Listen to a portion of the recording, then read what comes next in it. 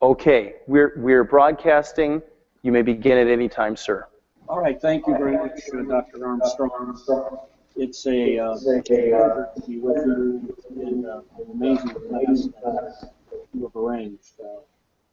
The friends that you have had on this and will have are a tremendous opportunity for students. This is a class that I would love to take, not just be a lecturer at. And I know that you've already had presentations by my friend Dr. Todd Armstrong, and then also Joel Carpenter. Joel and I go to the same church, and it's a tremendous honor that you're able to ask for input from Professor John Mahiti and also my friend Kovana Osama-Diadi. So you've arranged an outstanding program. My lecture wants to try to lay out the changes in world Christianity and what that means, especially as we reflect on how we do theology. I know that your students have already heard from Dr. Johnson, whose work in the Atlas of Global Christianity has been an absolute landmark for Christians around the world and others to understand what has really happened in global Christianity, what we typically now call world Christianity, especially in the past decade. I want to frame my remarks around 6 major changes that have occurred, and they are geographical, spiritual, theological, economic, migratory, and ecumenical. So those are the 6 areas that my own presentation will find us a focus.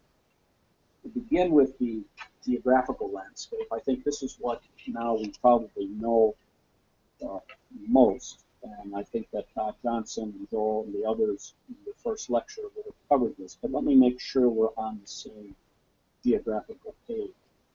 The geographical changes that have happened in world Christianity are without historical precedent. Never in the history of Christianity has anything like this happened. I think you may have been introduced to the concept of the center of gravity of world Christianity, meaning the place on the globe where an equal number of Christians are found to the north, south, east, or west.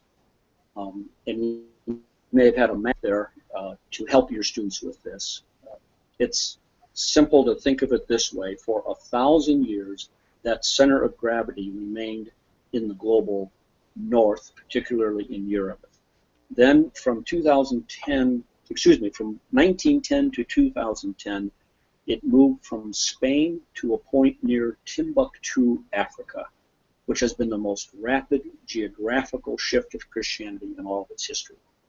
So that by 1980, there were more Christians living in the global south and the global north for the first time in 1,000 years. You look at many other metrics which can elaborate this. In 1910,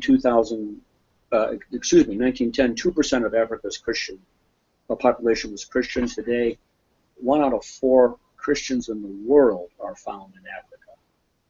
If you look simply at Latin America and Africa, they now hold 1 billion of the world's Christians, just in those 2 continents, and those trends continue to grow. In Asia, by 2025, Christians there will grow to 460 million. People talk a lot about the growth of Islam and Christianity. When you look at Asia, in the last decade, Islam grew by 1.7%, Christianity grew by 2.4% in that continent.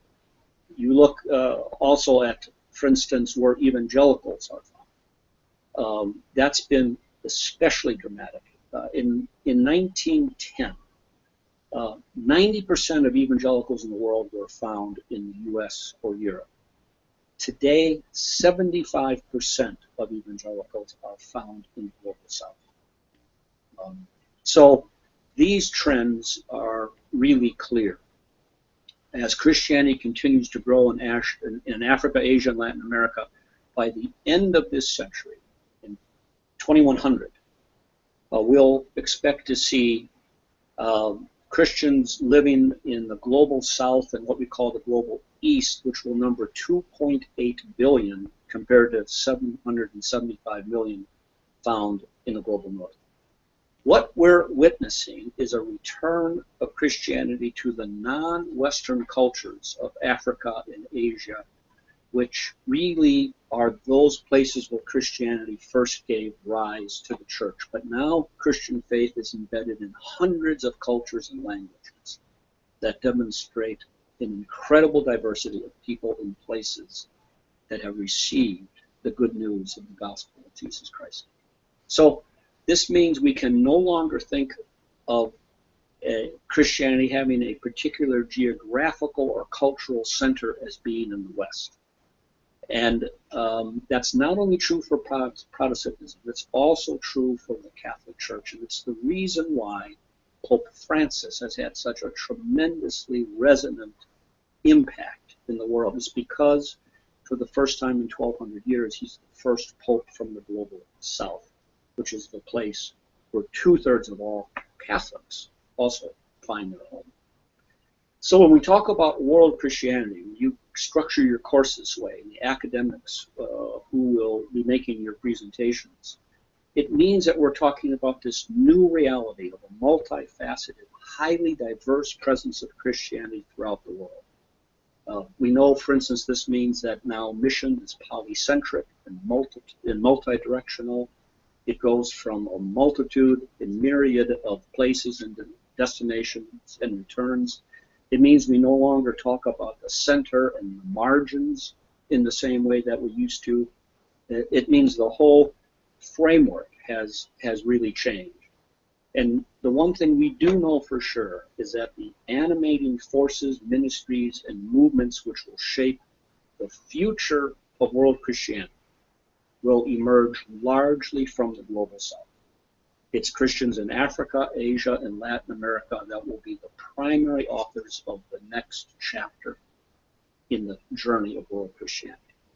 Now, let's look at the spiritual landscape, the second issue, because people know pretty well about these geographical changes. At least they're beginning to get that message.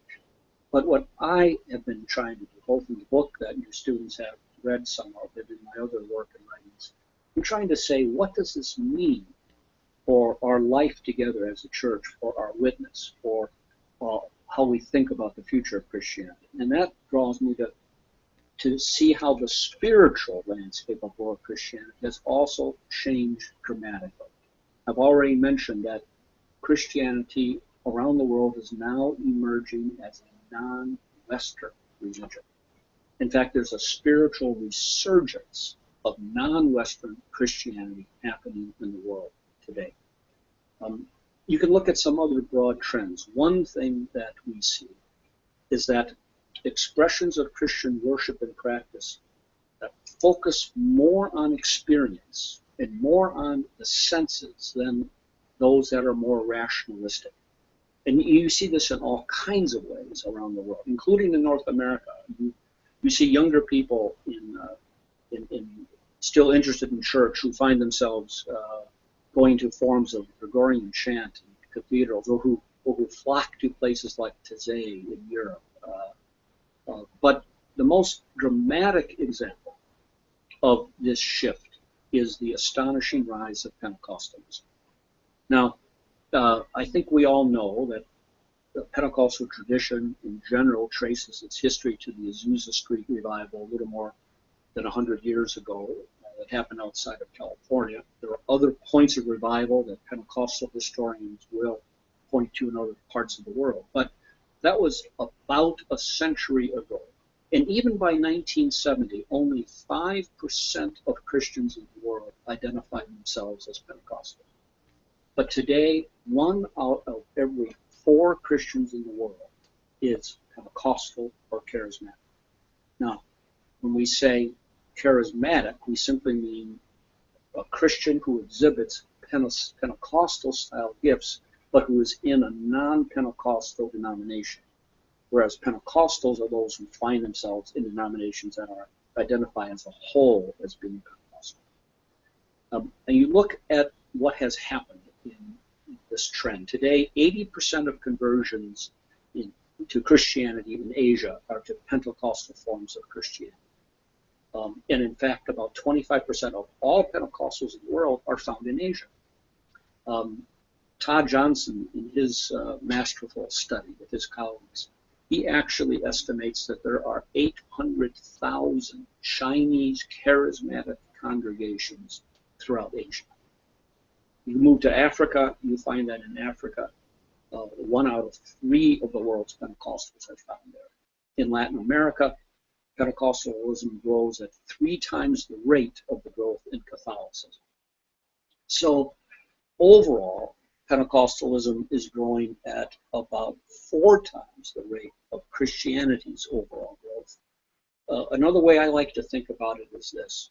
1 out of every 12 people alive today, 1 out of 12 people alive today is Pentecostal.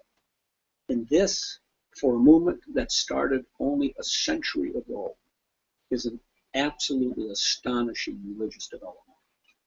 Now, what I think that northern, both evangelical and mainline Christians often fail to recognize is that Pentecostalism has arisen in the global south largely without the history and baggage of colonialism.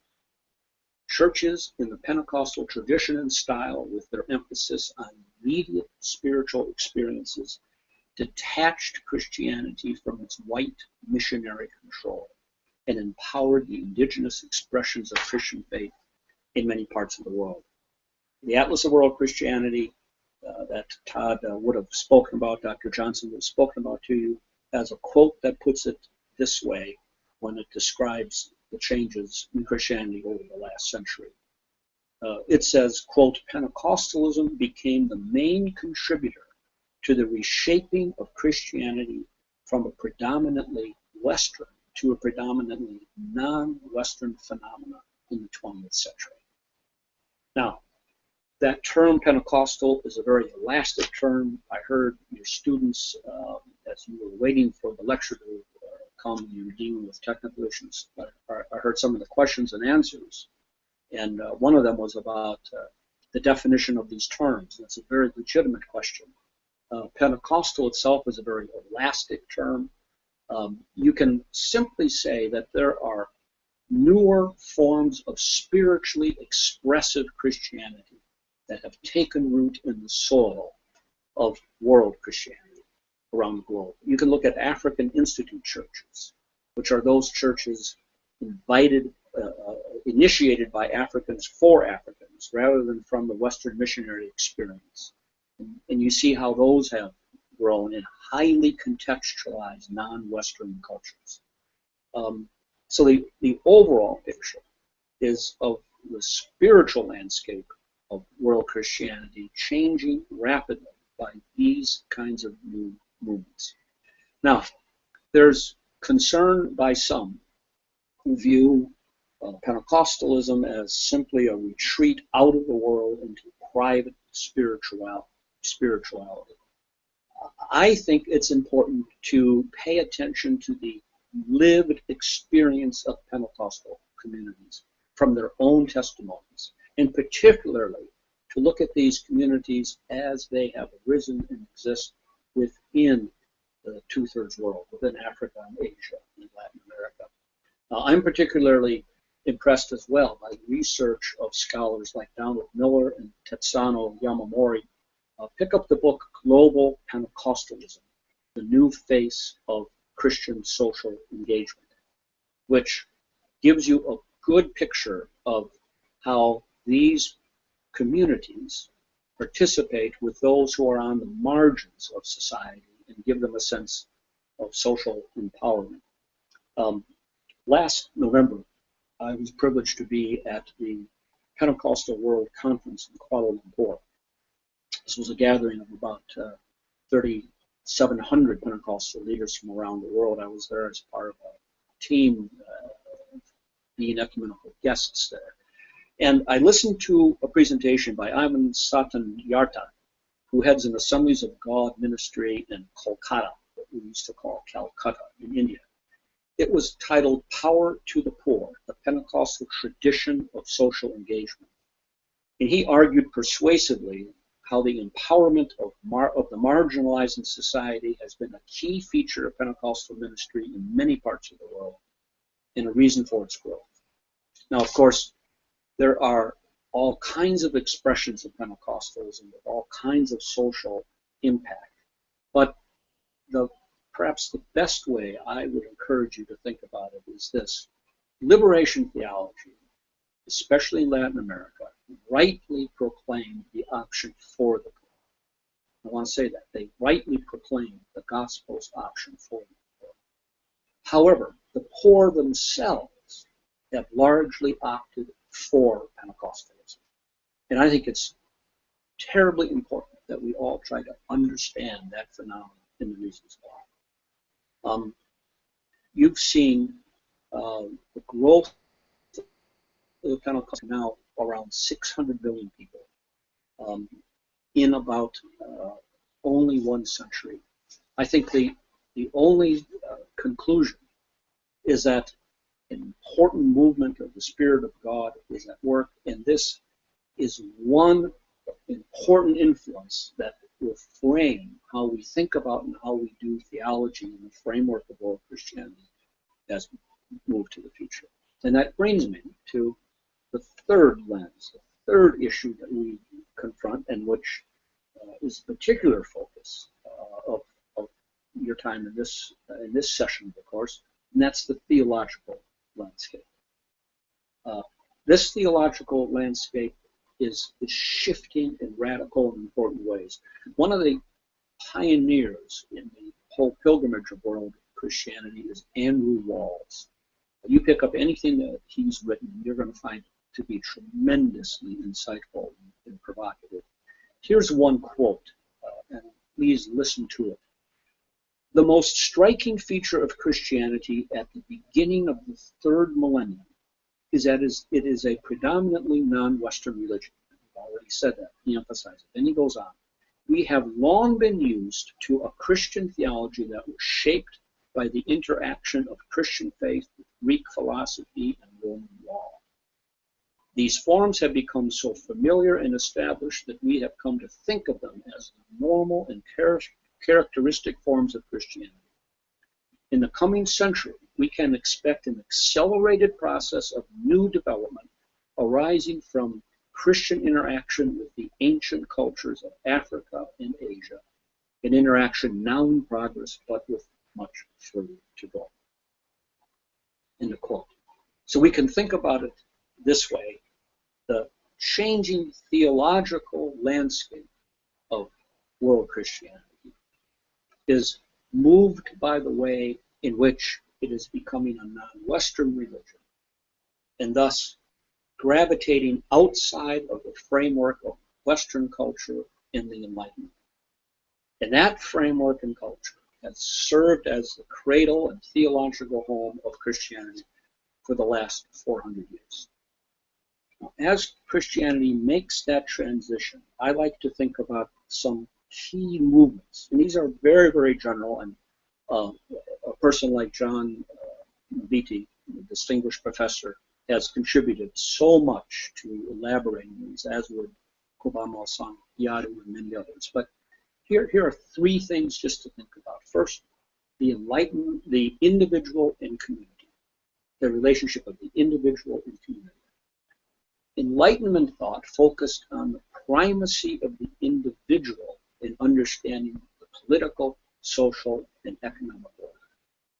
Non-Western cultures often begin with the primacy of the community, stressing the values of belonging and mutual relationships. So that's one central shift. Second, rational and supernatural approaches to knowledge.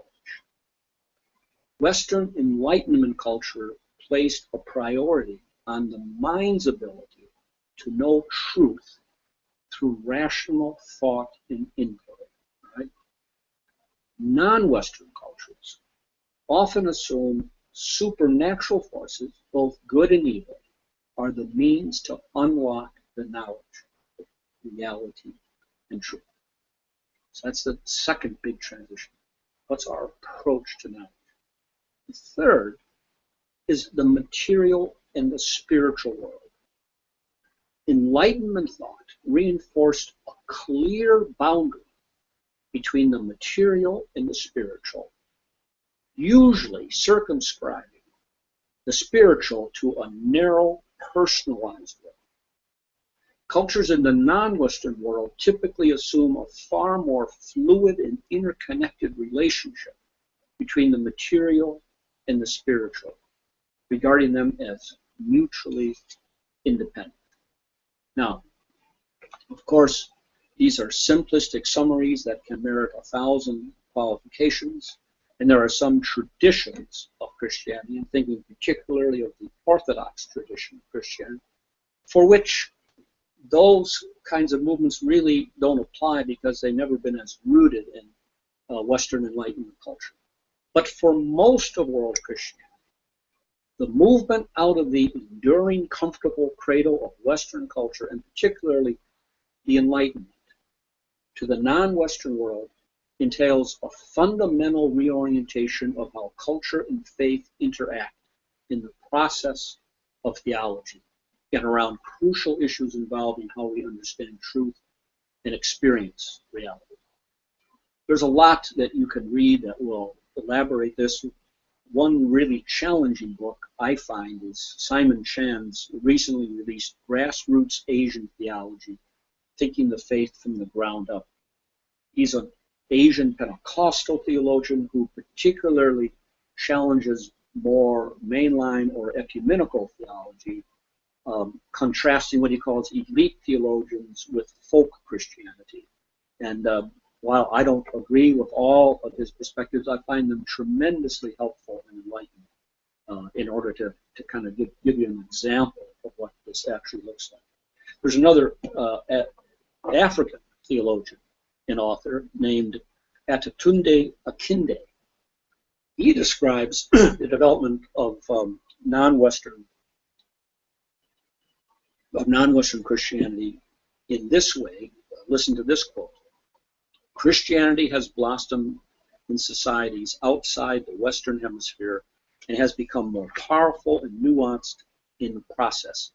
The anti-structural character of the non-Western phase of world Christianity plays itself out in characteristics such as charismatic renewal, grassroots revival, massive exorcism, vibrant house churches, robust indigenization efforts, and effective lay witness.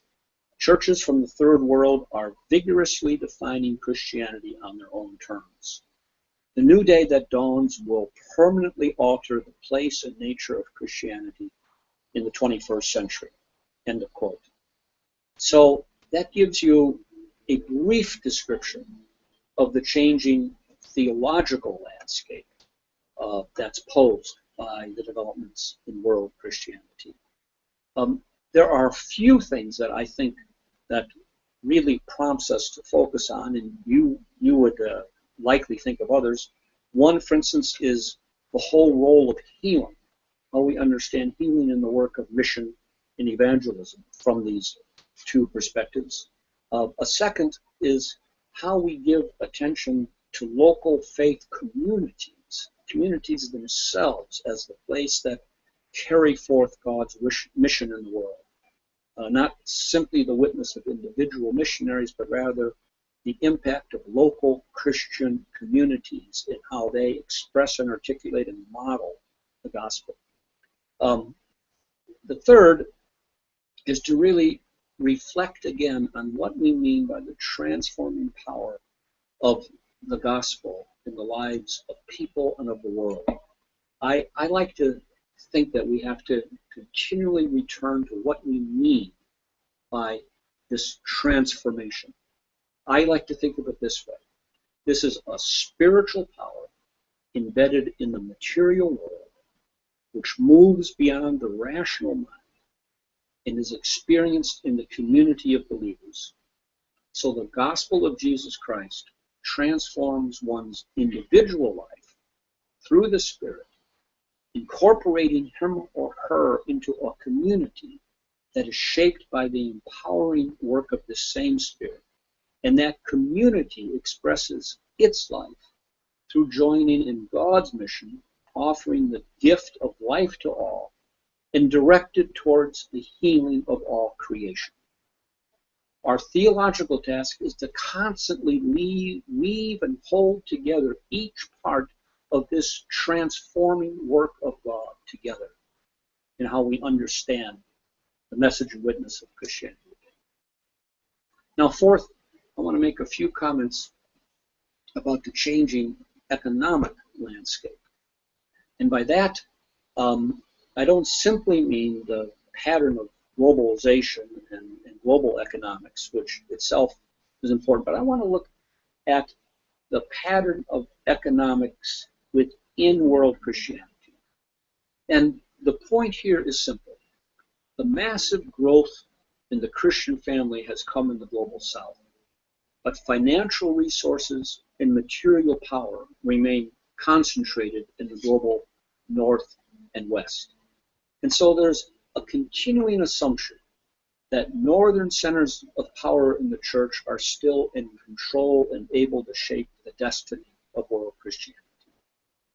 That assumption, while you may think it's true in some material ways, is more and more a spiritual and even a practical illusion. Think of it this way.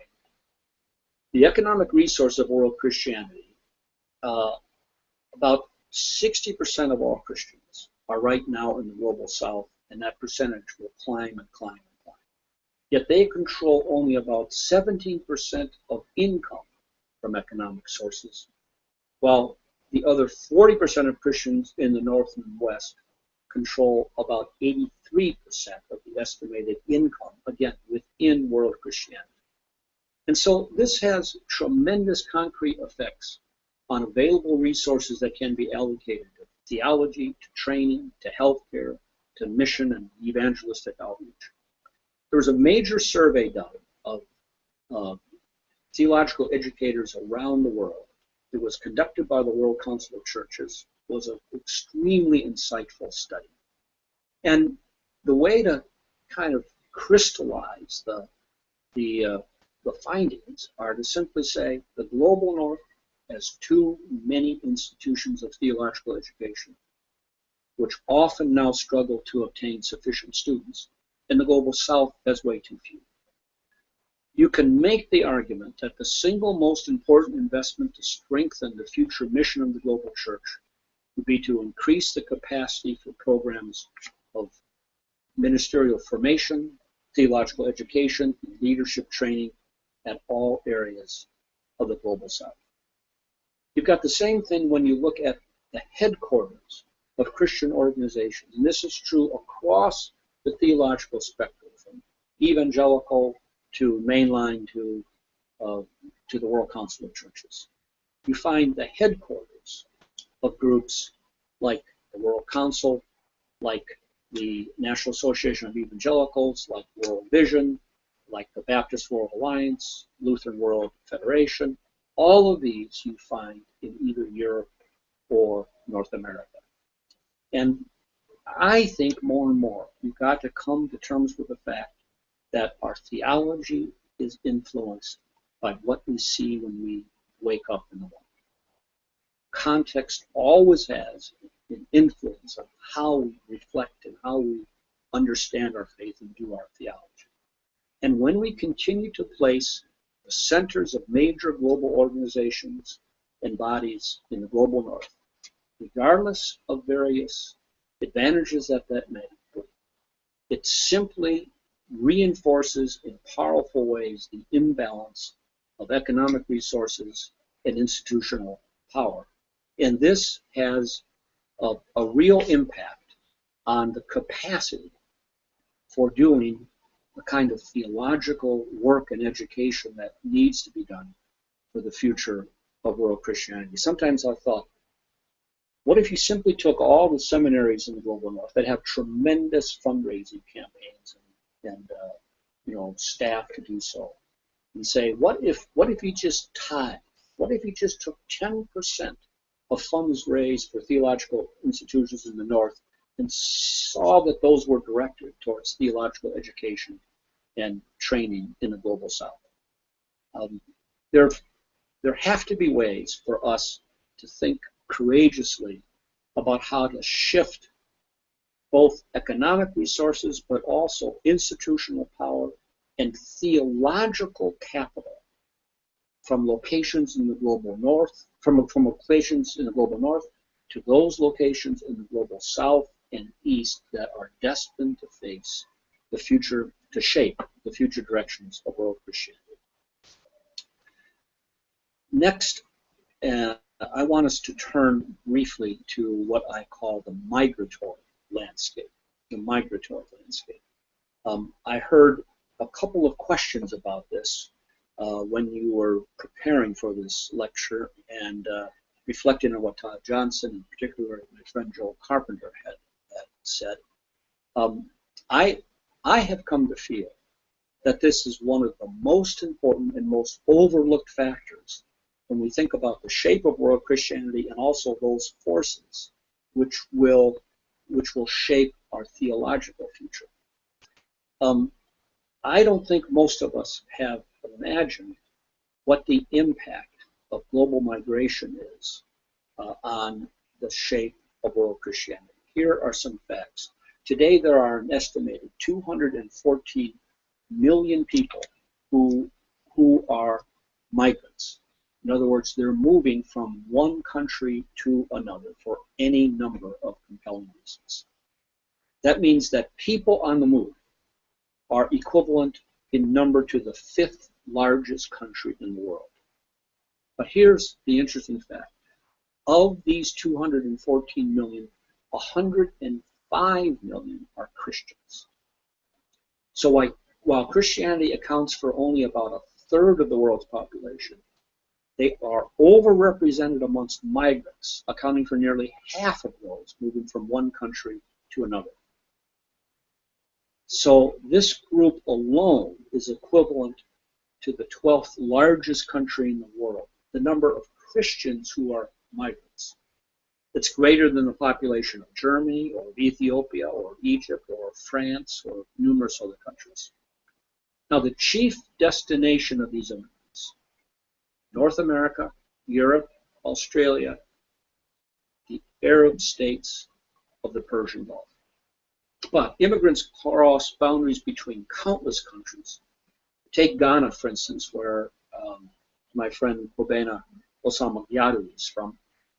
In 2012, 810,000 people emigrated, left Ghana. Now, there was another, even a larger number that immigrated into Ghana, but I'm thinking of those who left Ghana.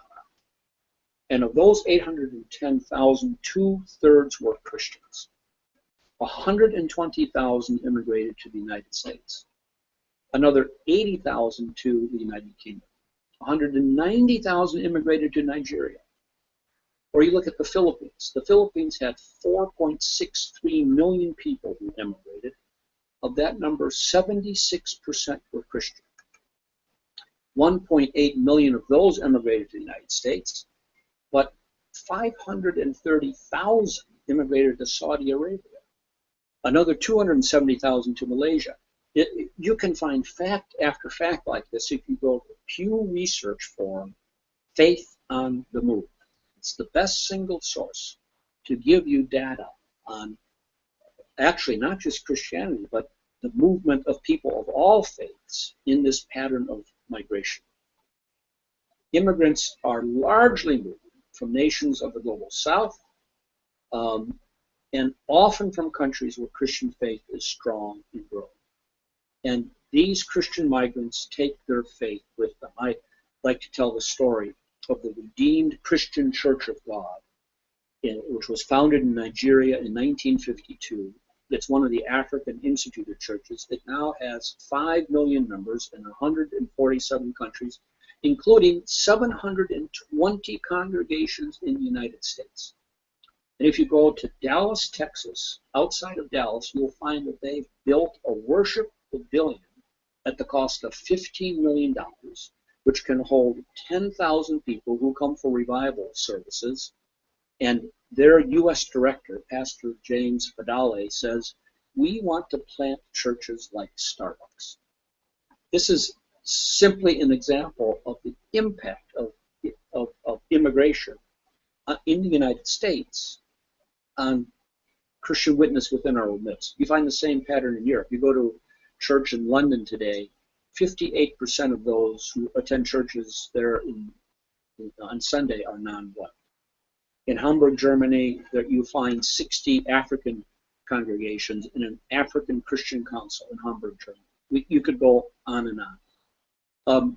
My friend Jehu Hansels has written a fascinating book about this all called Beyond Christendom. Beyond Christendom. Globalization, African Migration, and the Transformation of the West. Jehu formerly taught at Fuller, and now he's at Emory School of Theology. He has one phrase that I want you to remember, and it's this: every Christian migrant is a potential missionary. Every Christian migrant is a potential missionary. And it's worth thinking about this in the context of the book of Acts. Just remember that when the Spirit was poured out at Pentecost, and many of those who were preaching the good news, they were persecuted, they fled, they became migrants, they were crossing cultural, ethnic, and racial boundaries. Philip went to Samaria, which was normally hostile territory. He then went towards Gaza. He encountered and baptized an Ethiopian eunuch. They founded the church in Antioch, which was a church of many migrants. We read in Acts that that church was headed by a group that was multicultural, including Niger, who was a black African Gentile, as well as Manian, a former member of Herod's court. And it was Antioch that became the missional center of the church, not Jerusalem, but Antioch. And so it's worth thinking about what's happening today, even in light of the story of Christianity when the church first emerged.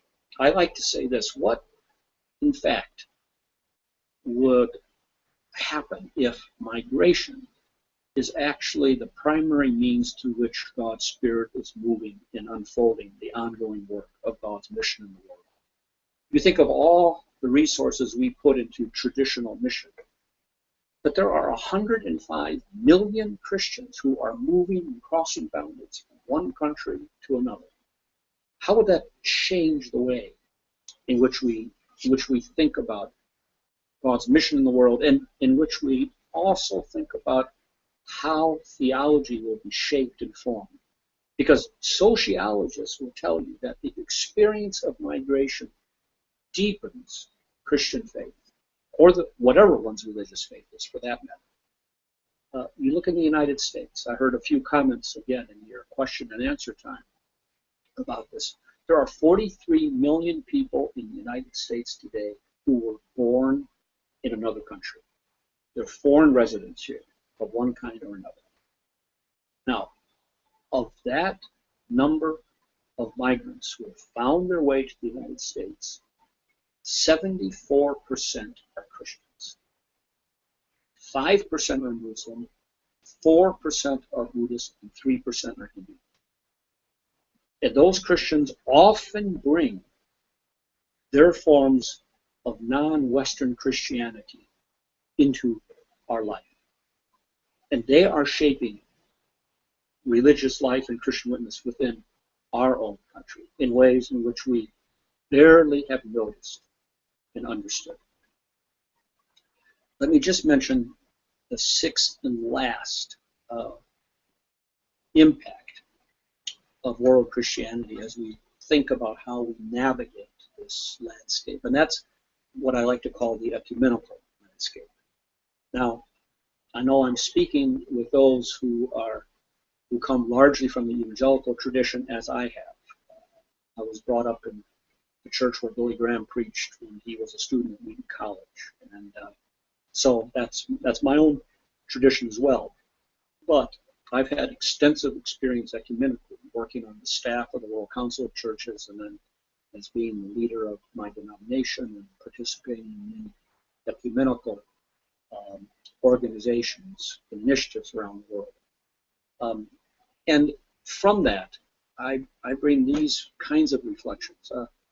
I was General Secretary of the Reformed Church in America, so I'm grateful for the Reformed tradition. It's a tradition that demonstrated courageously that an understanding of God's truth and intentions for the church could require, in extreme circumstances, breaking away from established dogma and institutional authority. But I'd like to reflect on where this has brought us in now nearly 500 years. And I now think this: the idea that any group with a slightly different understanding of Christian truth can separate itself from others in the body of Christ and establish its own denominational structure has become so commonplace and so prolific that we barely give it a second theological or biblical thought. And as we take a look at the global landscape of world Christianity, we can't help notice how, when we confess the one holy Catholic and Apostolic Church, that church in fact has become endlessly and ceaselessly divided by what we as Protestants call denominations. Now again, the people who have done the best job in keeping track of this are those at Todd Johnson's Center for Global Christianity at Grover Conwell, located near Boston. They've actually tried to count and keep track of the number of separate denominations now in the world. And their estimate, get this, is that there are now 43,800 denominations. That is a staggering proliferation of a divided church which never could have been imagined in the first 1,500 years of Christianity. And whatever our own theological background or persuasion, the only proper response to that reality is one of repentance. So we're faced with a growing reality of churches and structures increasingly becoming divided in ways that, in my judgment, seriously injure and harm Christian witness. I gave you the example of how I was at the Pentecostal World Conference in August of last year in Kuala Lumpur with 3,700 Pentecostal leaders. It was a really fascinating time of worship and preaching and the kinds of workshops I mentioned. But the Pentecostal world generally lives within its own bubble. And Christians from outside of it and the media, they're largely insulated from understanding its dynamics. About 3 months later, I joined with another 3,000 official participants and many more visitors at the World Council's 10th Assembly in Busan. And you may have known of the fact that every 7 years the World Council has an assembly gathering Christians from its constituency from all over the world. But what I was so struck by is how these are two separate worlds. I think of those attending Kuala Lumpur and those at the assembly in Busan, there were probably no more than 50 people in the world that were at both events. That's how isolated these parts of Christianity have become from one another. And I'm convinced that this is not only against God's will and desire, but it's a deep harm to Christian witness and how we carry out the mission of God in the world. There are some promising developments. One that I would at least want to mention to you before I conclude, you can go to the website, is the Global Christian Forum. That's www.globalchristianforum.org, all one word. This is an initiative that emerged in 1998, and it has the support and involvement of the Pentecostal World Fellowship, the World Council of Churches, the World Evangelical Alliance, and the Vatican, the Pontifical Council for Foreign Christian Unity, as well as leaders of the Christian Orthodox churches. It's had 2 global meetings, one in Lemiro, Kenya in 2007, and then in Manado, Indonesia in 2011. It has successfully begun bringing together Christians from these divided parts to pray, fellowship, and reflect together on what we can do in the world for the sake of our common world. And that's at least one very small but tangible sign of hope. So let me conclude my time now within the framework that you've given me by saying I think world Christianity is undergoing the most dramatic geographical changes that it's ever experienced in its history.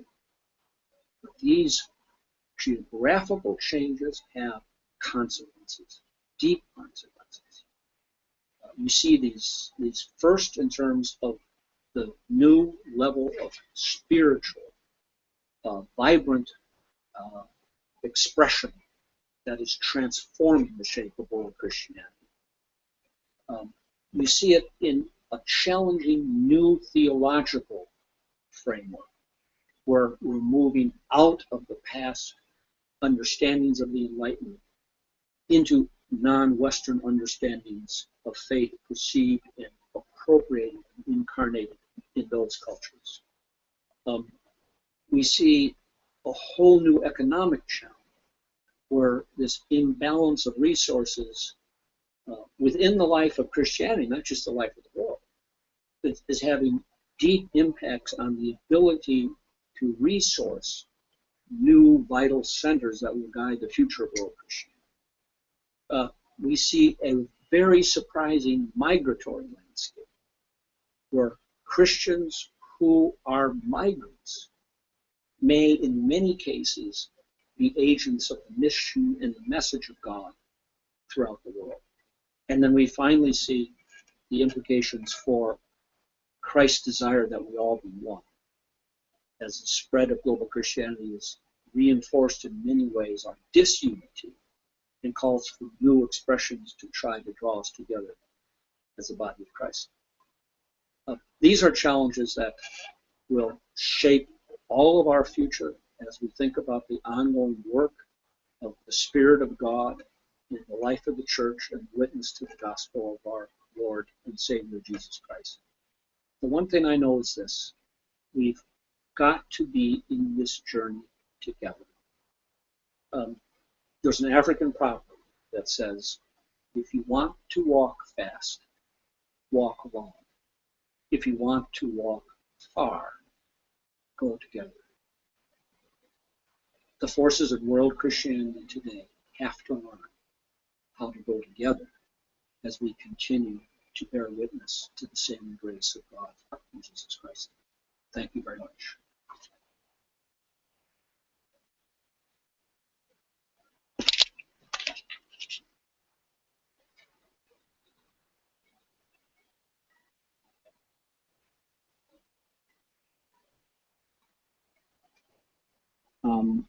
I finished my lecture, and I'm really not hearing anything, but I hope you heard me.